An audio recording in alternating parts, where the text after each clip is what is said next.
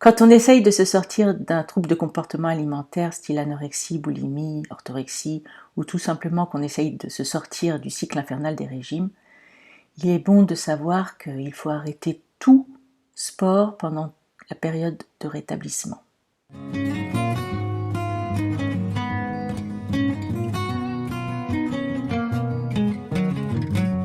Donc, quand on veut sortir d'un trouble du comportement alimentaire, il faut arrêter le sport.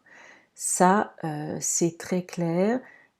Jessie Riemann nous le dit très clairement. J'adore sa chaîne YouTube. Je vais vous mettre son nom en description pour ceux qui parlent anglais, parce que moi, ça m'a fait vraiment avancer très vite. Ainsi que Tabitha Farrar, il faut que vous la connaissiez si vous parlez anglais, ainsi que Kayla Rose. Ça, c'est les trois, pour moi, qui m'ont vraiment complètement aidé à me sortir de cette année de rétablissement. Je crois que sans elles, à chaque fois que j'avais des doutes, je revenais sur leurs vidéos, j'en regardais quelques-unes, ça me remettait dans le bain. Tabitha Farrar, elle s'occupe particulièrement des anorexiques, mais si on regarde sa chaîne, on se rend compte que c'est valable, ses conseils sont valables pour tous les troubles du comportement alimentaire, que ce soit boulimie, orthorexie ou trop de régime, et que finalement, moi je me suis dit que je pouvais très bien les appliquer à moi-même, et ça m'a complètement aidée. Et elle parle particulièrement d'arrêter le sport pendant cette période de rétablissement. Donc au début, moi je me suis dit non, ça ne me concerne pas, parce que moi je suis pas anorexique, enfin je suis pas maigre comme les anorexiques, donc j'ai pas besoin d'arrêter le sport. Je faisais de très très longues marches. Je me disais, il n'y a pas de problème, moi je peux continuer. Et en fait, j'ai eu complètement tort, parce que ce qui est arrivé, c'est que j'ai commencé à développer des tas de douleurs partout dans le corps. J'ai commencé à avoir mal partout, comme si j'étais une vieille dame. J'ai commencé à avoir très très mal aux pieds, à ne plus pouvoir marcher, à développer des douleurs très bizarres aux pieds. Et en fait, j'ai mis très longtemps, je suis allée voir des spécialistes et tout ça, avant de comprendre que c'était mon pauvre corps qui m'expliquait que j'avais tellement marché pour éliminer les calories que j'avais quand je mangeais trop, quand j'avais craqué. Je voulais tellement compenser le lendemain en ne mangeant pas, en mangeant moins ou en marchant beaucoup pour éliminer les calories, ce qui est un comportement complètement boulimique d'ailleurs. Que du coup, en fait, je me faisais énormément de mal, et mon corps était complètement crevé de toutes ces années de marche intense. Il fallait lui redonner l'énergie dont il avait besoin, et pour qu'il conserve cette énergie, il fallait aussi arrêter de le faire marcher comme ça, il fallait arrêter de m'épuiser autant, arrêter de faire autant de trucs, ce qui est hyper important quand on est en train de se rétablir et de se renourrir, c'est de prendre grand soin de soi et de se reposer énormément. D'ailleurs, mes douleurs de pied ont complètement disparu. Je me suis dit, bon, c'est mon corps qui m'envoie des signaux, et là c'est un signal très clair, comme quoi il en a marre, il a envie de se reposer. Donc, je me suis reposée plusieurs jours, et les douleurs de pied ont complètement disparu comme par hasard. Et d'ailleurs, de toute façon, quelque part, on n'a pas le choix, parce que il nous tombe dessus, pour la plupart des gens, une immense fatigue que Tabitha Farrar explique par sa théorie de la migration. Donc j'ai trouvé ça un peu curieux comme théorie au départ, quand j'ai essayé de la comprendre, et puis ensuite je me suis dit qu'elle faisait sens. C'est-à-dire que pendant la période où on est en restriction, le corps s'imagine que le corps ne sait pas dans quel environnement il se trouve, il ne voit pas en fait. Donc il s'imagine qu'il est qu'on se trouve pendant une période de famine ou de guerre, et qu'il est dans un environnement où il n'y a rien à manger. En fait, qu'il se trouve dans un pays où il y a une forme de disette ou je ne sais pas quoi. Ce qui fait qu'il va se mettre à bouger énormément de façon très frénétique. On n'est absolument pas fatigué d'ailleurs pendant ce moment-là. C'est vrai que ça m'est arrivé, je marchais tout le temps pendant les périodes où j'étais complètement affamée. J'avais besoin de marcher sans arrêt. J'avais l'impression que je ne me reposais jamais, mon corps n'était jamais, curieusement, mon corps n'était jamais fatigué.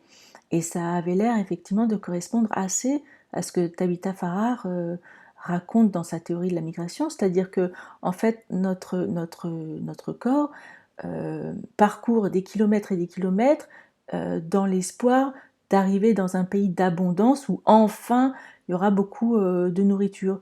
Et une fois qu'il a trouvé ce pays d'abondance et enfin qu'il est nourri convenablement, il se dit ça y est, je suis arrivé dans un pays où il y a plein de trucs à manger, pouf, le corps il lâche complètement, il devient absolument épuisé. Ce qui m'est arrivé, je n'ai pas du tout compris ce qui m'est arrivé. Je me suis dit mais qu'est-ce que c'est que cette immense fatigue qui me tombe dessus? J'ai mis ça sur le compte de la nourriture qui était trop lourde, je sais pas, j'ai pas compris.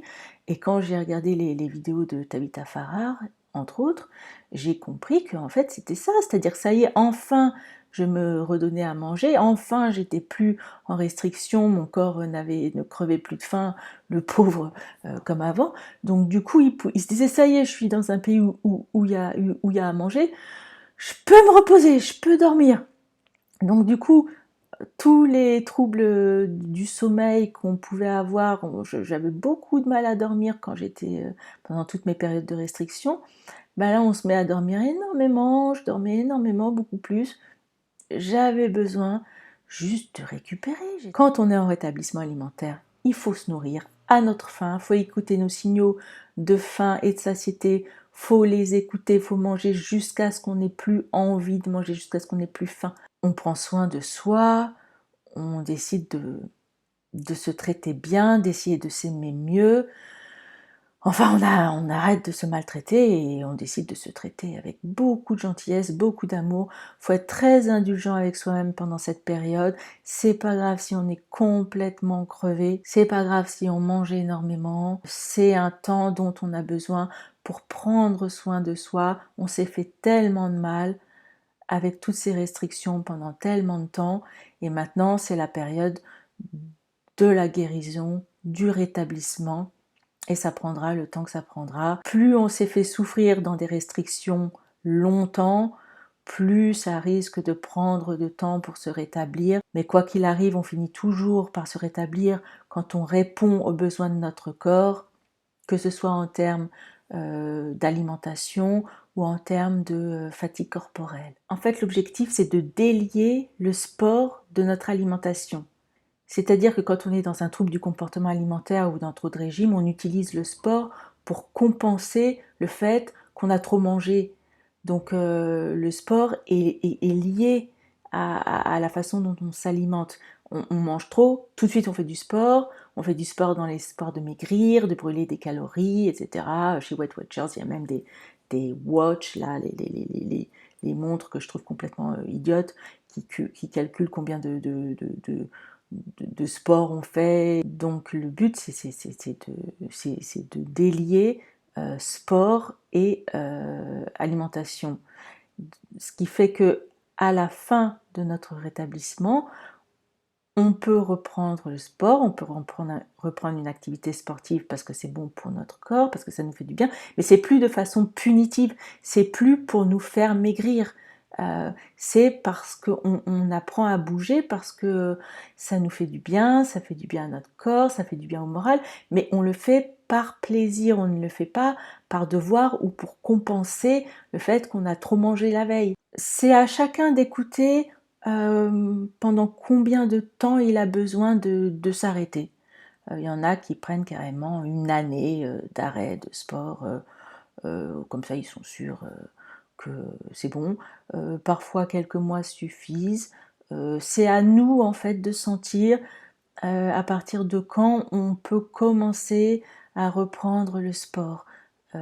Tout doucement, en écoutant, en étant on y va, on reprend très doucement au départ, on fait des petites balades, on observe comment notre corps se sent, s'il se sent très fatigué, on se dit bon allez stop, on rentre, ça va, c'est bon, on observe comment on se sent les jours d'après, etc. Il faut être vraiment très très à l'écoute de comment on se sent, nos signaux de douleur, nos signaux de fatigue, et on agit en fonction de ça. Et si pendant quelque temps on se transforme en une grosse patate échouée devant la télé, devant Netflix, ça n'a aucune importance, c'est pas grave, faut pas s'en vouloir. Après tout, quand est-ce qu'on peut s'autoriser à se reposer si ce n'est maintenant, c'est-à-dire au moment où on essaye de se remettre, de se rétablir d'un trouble du comportement alimentaire.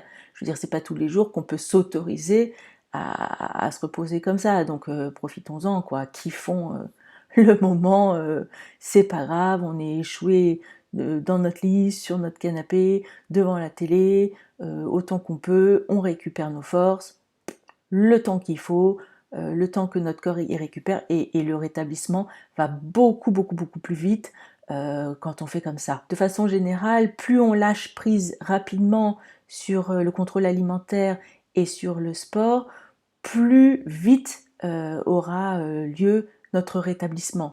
Donc bon Netflix et bon rétablissement.